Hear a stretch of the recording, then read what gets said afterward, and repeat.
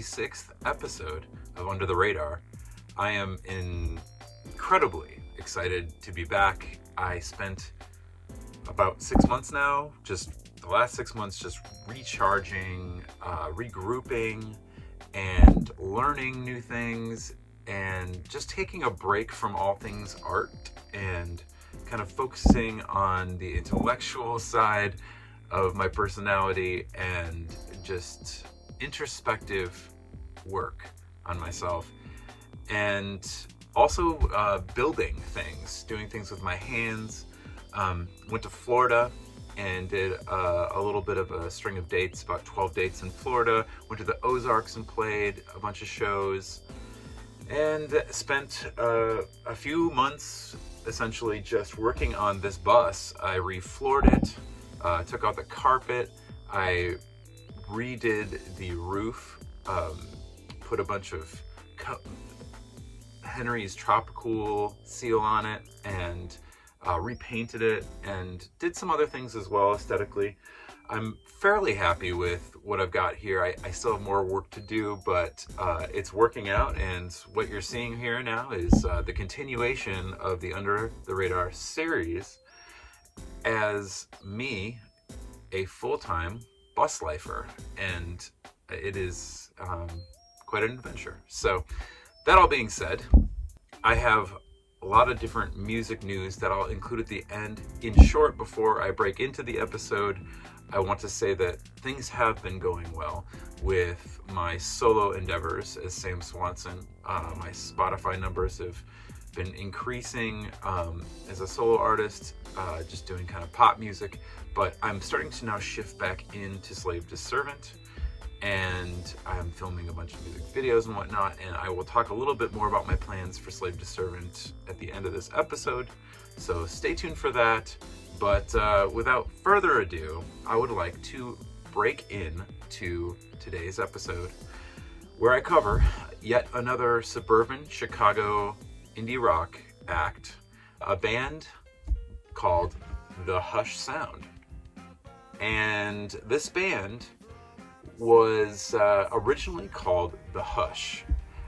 I guess my story with the band kind of collides in 2005, just after the band had recorded this full length. I think we played, it was right after we had toured. We got off a Dorm Life, this is, when we had been touring on It's Not Me, It's You. Funny side story is that we didn't get our CDs in time and did an entire East Coast Southern tour for about a month without CDs, but we had some merch and stuff. We came back to Chicago, and so we set up a release show at Clearwater Theater, and this band, a lot of my friends were talking about them, kind of informing me, man, this band is really unique and cool, and you should definitely play with them if you're trying to get into the local shows around here again. And so I went and checked them out. I was really impressed with them.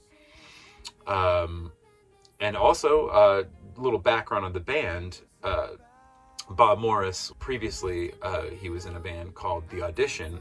He played guitar, and I think he sang on their first EP. And then the band signed to Victory, and I don't know if Bob exited voluntarily or if they kicked him out or what happened, but they ended up getting a new guitarist and a new separate singer, and then released an album on Victory called Controversy Loves Company. But as Bob left that band, he formed The Hush with Greta Salpeter. Greta was this incredibly talented piano player, songwriter. I felt her vibe was very much in the realm of like Amy Mann meets early Cardigans, like Nina, the singer of the Cardigans. Very reminiscent to me of that dynamic. I'm a big fan of the Cardigans. Really always dug their style. But I would say that the Hush sound didn't sound like the Cardigans because they had a completely different style. I would say Cardigans were more of a throwback to, a lot of their stuff was very jazzy. And I don't think, while I think that the Hush sound did delve a little bit later into the more jazzy side, when they first came out and they dropped this album, I would say that the style was kind of all over the place. It reminded me a little bit more of Electric Light Orchestra, just this like power pop kind of throwback to a little bit of rockabilly, a little bit of swing, art rock, progressive pop, even a little ragtime, and just some singer-songwriter, stripped down stuff as well on acoustic.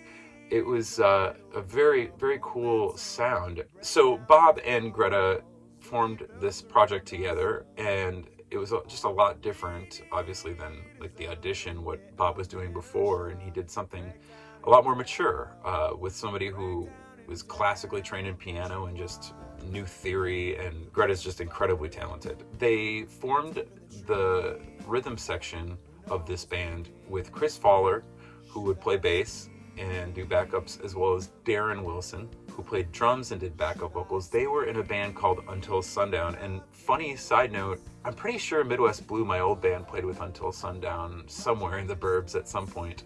But I remember Darren was in the Dead on Arrival music video for Fall Out Boy that was filmed at the Knights of Columbus in 2003. And you can see him in that video. It's pretty funny to see a really, really young Darren. Anyhow, as I was saying, my band Dorm Life, we got off tour and immediately booked a CD release show, an official CD release show at Clearwater Theater in June of 2005. Booked a few different other acts on the bill that we were friends with. Another band that played the show along with the Hush Sound was a band called Fire Escape, which included Joshua Partington from the band Something Corporate. And I think I've talked about them in the past in Midwest Blue episodes and some of my relationship with Josh in regard to that band. I think we drew a pretty even amount between us headlining and Hush Sound right before us. Pete Wentz showed up from Fall Out Boy, and this is right when From Under the Cork Tree had just dropped, and the band was getting airplay with Sugar We're Going Down and MTV rotation of their video, and it was kind of a gnarly time to experience stardom from a little old band, which I've mentioned many times before in the past from, releases that I've covered of Fall Out Boy. It was a very cool time, and Pete showed up with his girlfriend and essentially signed the band at Clearwater. I think it was, like I said, the Hush Sound had played about 8 or 9 shows by that time. It was one of their first 10 shows that we played with them, and they were already signing to Fuel by Ramen / Decaydance at the time, now known as DCD2 Records. Another band that I haven't mentioned too much, but I think I've mentioned once or twice, a band that signed to Fuel by Ramen at the same time through the same imprint label with Pete Wentz, was a band called October Fall.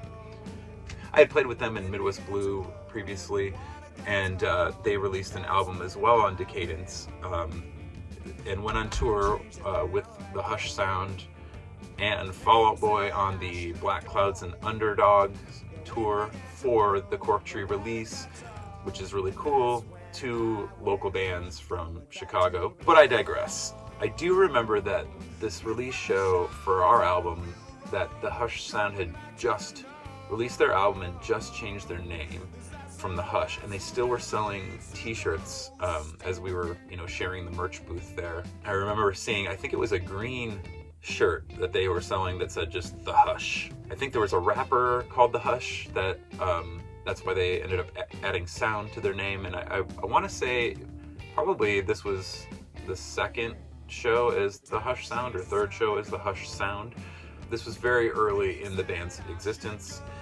So yeah, I want to go ahead and break into this album, which is their debut release. The year again is 2005.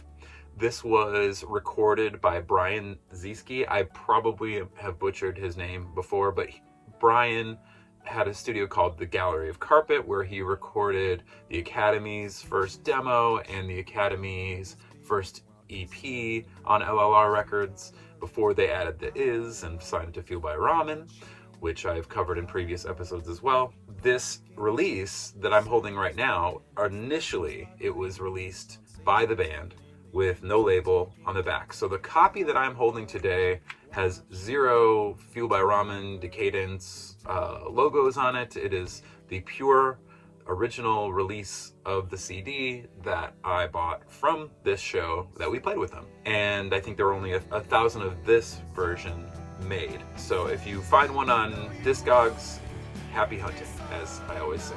I'd like to now break into just a few of the songs on this release. The first song is a Bob song. Now, the band kind of they kind of traded off duties vocally between Bob and Greta more on this record, whereas when they released their second album, Like Vines, they sang together a little bit more. They had a little bit more counter melody action, which some of that exists on here, but largely this record is like the embryonic stage of the band kind of just getting their sound and taking, you know, their own songs individually and putting them on a record, melding together. So the first song on this record is a jam. This song is called City Traffic Puzzle.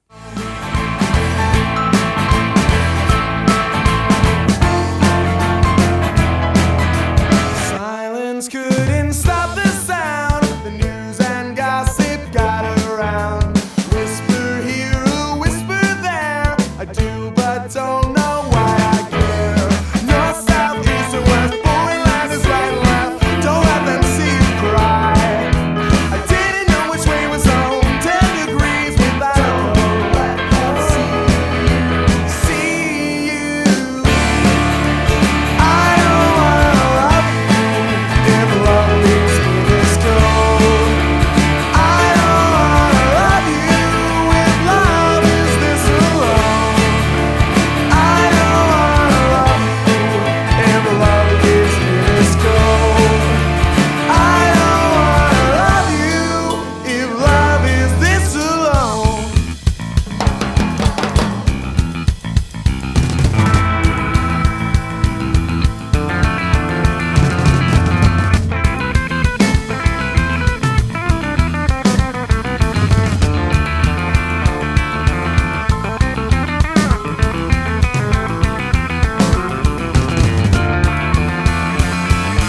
I sang from the sockets of your faces. You said no, so I don't think I can take it. This car's caving in. Rain's on in the city traffic puzzle. Shifting pieces just like my stomach was once so upset. Now this song is just chock full of really cool stylistic changes, especially notably at the end that I played there of where the song kind of goes from just I guess more of a swingy-ish, ragtime-ish kind of vibe on some of it. It breaks into that rockabilly and surf rock kind of bridge and then just rocks out to the end. Really just always loved that part, especially Bob's little guitar solo there is very cool. Very cool ideas in there. Yeah, so that's the opening track. Then we're going to get into the next track, which is a Greta song. And this song is called Weeping Willow. The snow won't stick to the weeping willows. The cold air won't blow open the windows. You've made it through the storm this far. You've done this, dear, it won't be hard. Well, snow won't stick to the weeping willows. There will be tomorrow. The sun will light a sea of sorrow. Tonight it's set and took our friend. I do one thing and bring him back. Well, snow won't stick to the weeping willows. Summer was painted on her skin, and those secrets hidden in our childish lips. They die for a kiss. All was always left in your eyes, just a flack of yellow light, like the sunrise, like the twilight. Summer was painted on her skin, and those secrets hidden in our childish lips. They die for a kiss. I feel like Greta's vibe was very reminiscent to me of the Magnolia era of like just the composition alone of her chord progressions and her vocal melodic sensibility was very reminiscent of that Amy Mann, Magnolia, maybe even some John Bryan, you know, in there.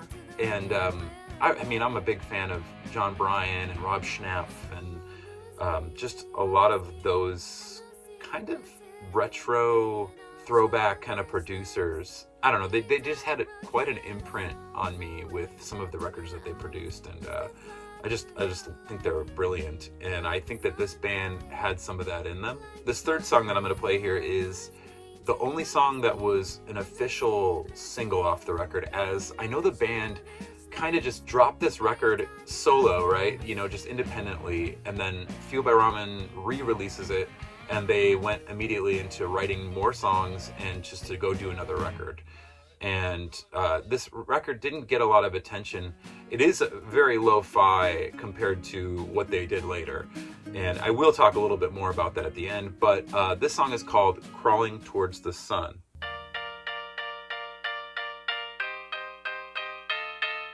La da da da da da da da da. Carousels make laps each night like drunks we spin until we're sick. Creepy clowns from one-horse towns can make their livings on a trick.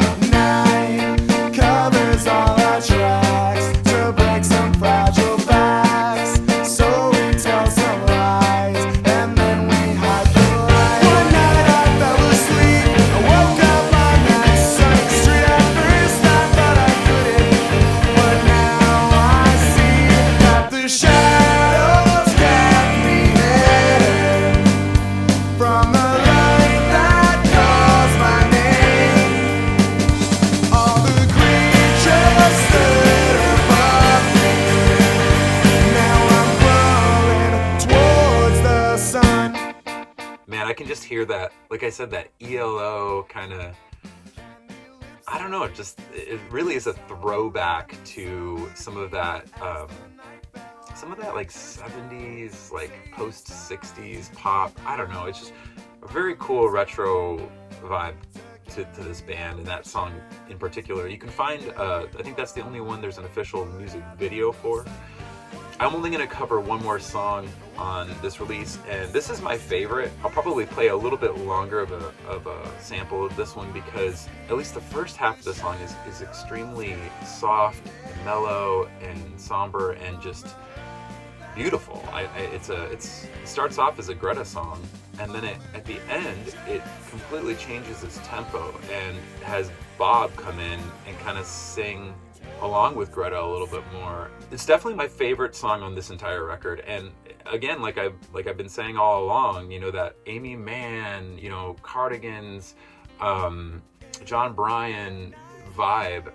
This is for me the highlight of the record, and this song is called Echo. I am your thought, but the water's amnesia. My name's on the tip of your tongue. My image is slipping, though your memory is gripping it. This is my breath in your lungs. You were the navigator who never could leave. We were lost in the silver sea.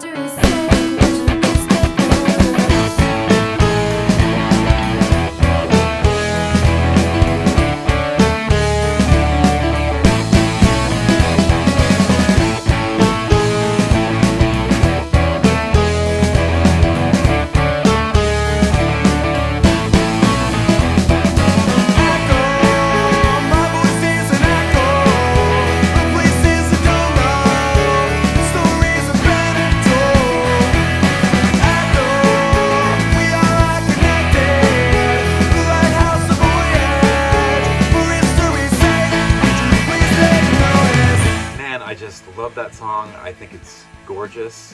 While this is definitely a lo-fi recording, it's just, the song to me is so special, and I would like to hear a version of that song re-recorded. I think that could have gone on their next record and been killer. But I will say this: the band did later go on to record their second record, not long after the release of So Sudden.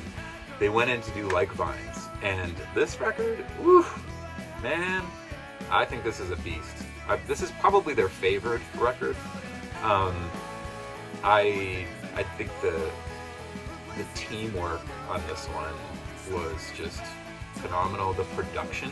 So they did this record with Sean O'Keefe, who recorded Take This to Your Grave, Spitalfield, Motion City.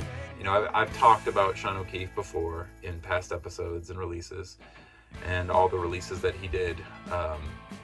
But I think he did a killer job at not only, co-producing this and mixing it, but Patrick Stump co-produced this with them. He has some guest vocals on here. I'd also like to note that Patrick did the same thing on the October Fall record. There's a song with Patrick, and there's also a song with Haley from Paramore on a October Fall song as well. Again, I digress, I know, but it's just a little bit of that Chicago history. And the band did later go on to release a third record, which was a lot more Greta focused than Bob focused, and it was also a phenomenal record. And I think shortly after touring on that record, they kind of disbanded. I know there was a reunion at some point. They did a couple EPs maybe or something, I can't remember. But yeah, just a really great band, and I thought that I would at least cover this release because this was the under the radar, release by the band, and I don't see myself covering anything else.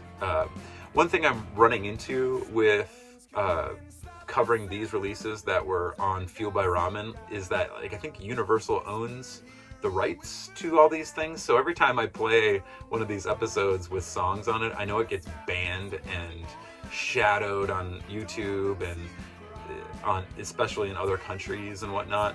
But I can't help it. I'm gonna play, as I see fit. I'll continue to cover releases that were on Fueled by Ramen here and there as I go. I don't know how many more I'm gonna do, because a lot of the releases I want to do are ones that were,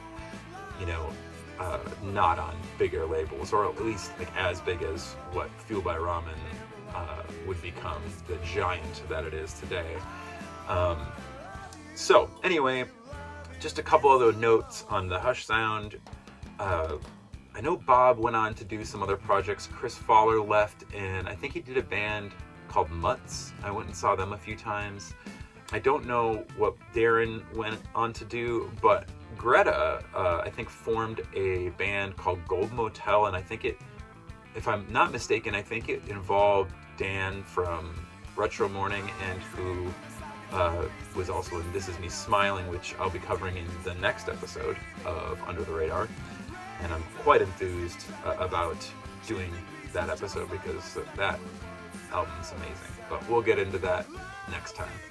Anyway, so she had a band called Gold Motel, and then she also did a lot of solo work, and then played in Vampire Weekend for a stint as well.